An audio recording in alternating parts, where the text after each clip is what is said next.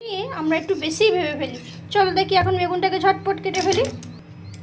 বেগুনটাকে কাটার পরে এবার কি লাগবে দেখে ফেলি।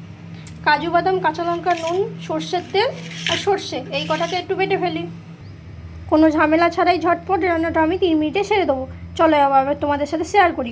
মাটির উনানে কড়াইটা বসিয়ে দিলাম। এবার কি বেগুনের গায়ে হলুদটা সেরেই নেব। কি তোমাদের গায়ে হলুদ পছন্দ হলো তো? চলো এবার তেলের ওপর ছেড়ে দিই, আর অপেক্ষা করে লাভ নেই। এবারকে কি লাল লাল করে ভেজে নেবো আমি। যে আমাদের বেগুন ভাজা রেডি। কড়াইতে তেলের মধ্যে একটু কালো জিরে দেব, আর একটু নুন আর হলুদ।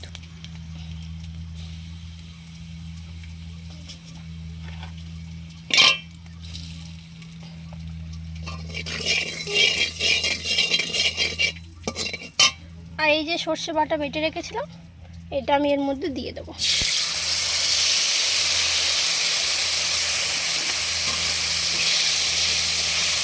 এটাকে একটু 2 মিনিট কষিয়ে জলটা আমি ঢেলে দেবো।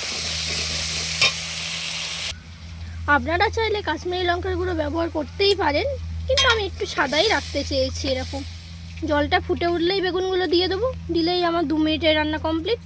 জলটা ফুটে উঠেছে, এবার একে ছাড়ার পালা। এর মধ্যে একটু চিনি আর একটু কাঁচা লঙ্কা ছড়িয়ে দিলাম।